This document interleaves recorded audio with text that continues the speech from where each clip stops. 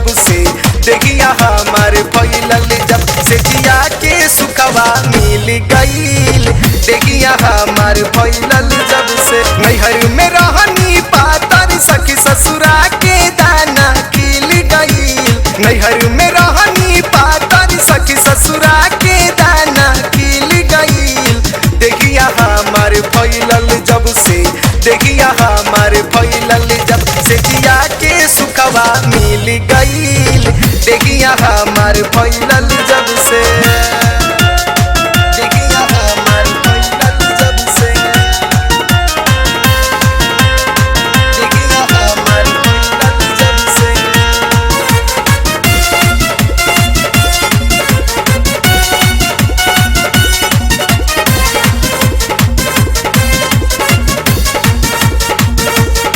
पहली राती में मोरे दूल्हा मुँह में खियले रसगुल्ला बाते में हमके पोल्हा के तन से उतार देले झूला सखी पहली राती में मोरा दूल्हा मुँह में खियले रसगुल्ला बाते में हमके पोल्हा के तन से उतार दिले झूला का कही सखी हो लाज के बतिया से जिया सौसे गिल भई का कही सखी हो लाज के बतिया से जिया सौसे गिल भईल देखिया हमार फैलल जब से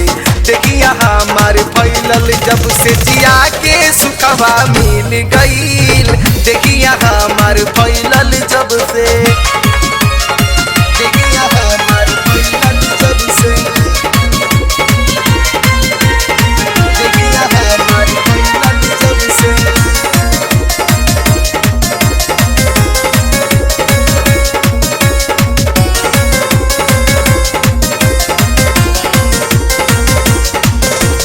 नैहर से ढेर हमके माजा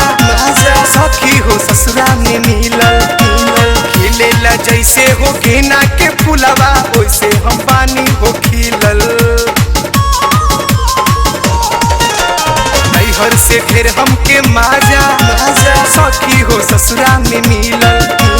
खिलेला जैसे हो गेना के फुलवा वैसे हम पानी हो खिलल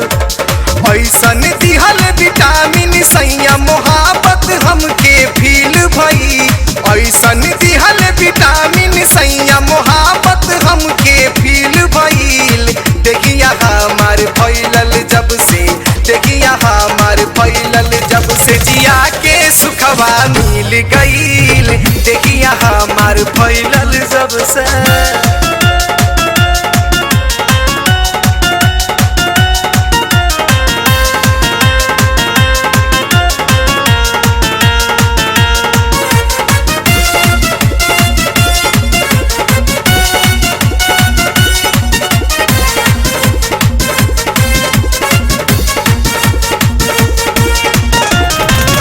सखी जब गवनवा